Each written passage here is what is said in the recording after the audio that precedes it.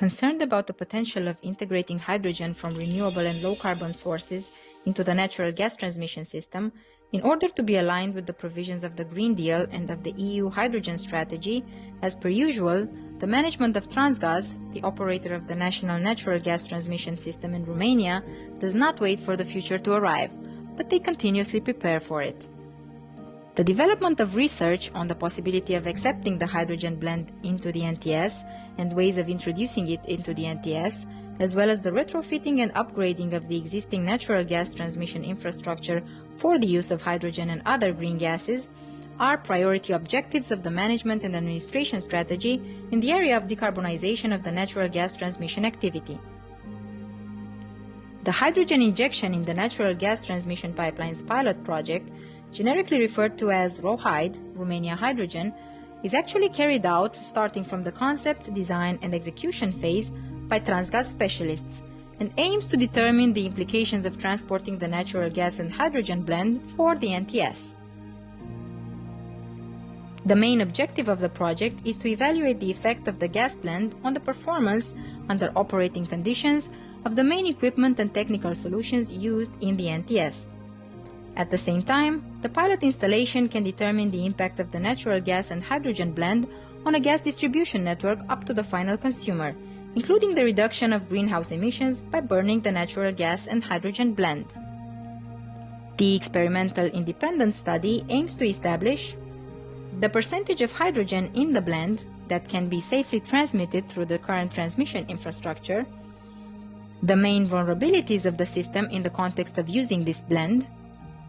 how to manage these vulnerabilities, and the implications that the addition of hydrogen has on the final consumers. In order to minimize the risk of incidents occurring, the facilities used in the test are located outdoors. The experimental facility is located on a concrete platform protected by a metal cover. The experimental facility allows for hydrogen to be injected into the gas flow in a controlled manner and offers multiple possibilities for observing and recording the effects it has on the flow and on the behavior of the fluid, as well as the impact of the blend on the materials and equipment analyzed, including the facilities used and the environment.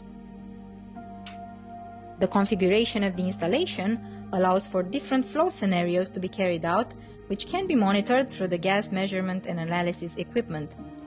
The modular construction allows for the interposing of various equipment that can thus be tested in real field testing conditions.